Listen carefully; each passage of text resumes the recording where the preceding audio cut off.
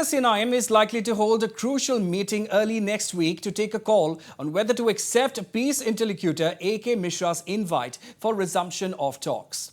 Highly placed sources said that the NSCN-IM will make its move on the talks invitation known after this key meeting. As per UDA Chairman T.R. Zeliang, interlocutor AK Mishra had personally dialed NSCN-IM General Secretary T.H. Muiva last week to extend the talks invitation. The core committee has also urged upon the NSCN-IM leadership to accept the invite. So that is, of course, the big development as far as the Naga Peace Talks are concerned. The NSCN-IM likely to hold a crucial meeting early next week to take a call on whether to accept peace interlocutor AK Mishra's invite for resumption of talks. Highly placed sources have said that the NSCN-IM will make its move on the talks invitation known after this key meet. As for UDA Chairman T.R. Zeliang, interlocutor Mishra had personally dialed NSCN-IM General Secretary T.H. Muiva last week to extend the talks invitation. The core committee has also urged upon the NSCN-IM leadership to accept the invitation. All right, and to bring us more details, I'm being joined now over the phone line by our Editor-in-Chief, Wasbir Hussain. Wasbir, a key NSCN-IM meeting to take a call on interlocutor AK Mishra's talks invite likely to take place early next week. So all eyes will be on that crucial meeting, isn't it, Wasbir?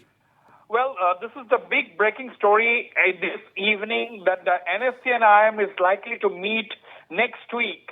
Sources are telling us that NSCN-IM is likely to meet next week to decide on whether or not to resume talks.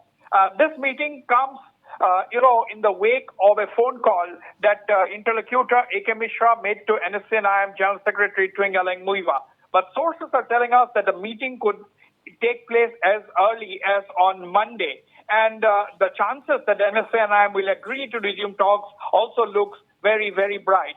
So now the breaking story at this point is that the NSCN-IM is going to have a meeting next week, early next week. Sources are saying that meeting could take place as early as on Monday. And the group is most likely to accept AK Mishra, the peace interlocutor's fresh invitation for resumption of dialogue. So if this development comes in the wake of a lot of pressure mounted or appeals to the NSCN-IM by the core committee, by the civil society and others to continue with the dialogue process and take the Naga peace to its logical conclusion in the form of signing an acceptable solution, signing an agreement for an acceptable and honorable solution.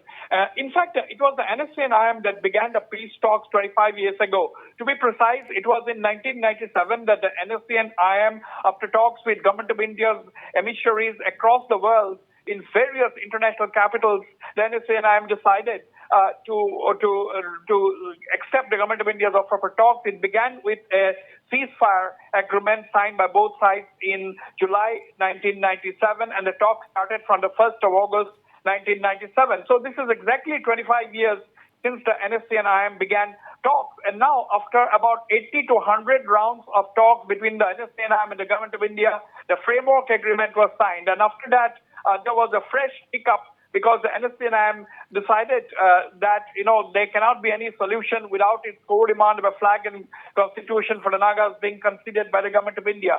That was the cause of the latest stalemate, following which the core committee, the parliamentary committee on Naga political issue, as well as the civil society groups, they have urged upon the NSCN-IM to resume talks. And that led the interlocutor AK Mishra to extend an invitation for resumption of dialogue that was early last week. And now, following this, the NSCN-IM is going to have its meeting most likely on Monday or early next week to decide on the invitation. And the sources are telling us that in all probability, the NSCN-IM will accept the invitation and continue the dialogue. Now, Wasbir, the NSCN-IM has once again made it clear that the talks never officially ended on the 31st of October 2019. So the resumption of talks is indeed a much awaited thing, isn't it? Absolutely. Unlike the NNPG that had accepted that the talks have come to an end on the 31st of October 2019 and saying that they are ready to sign on the dotted lines, that was not the case of the NSCN-IM.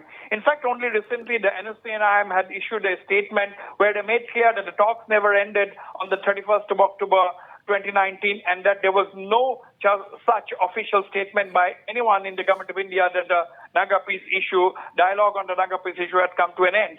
And thereafter the issue of the flag and constitution that dominated the NSCN-IM discourse, they said that there cannot be a solution without a separate flag and constitution being granted to the Nagas. And that is the sore point.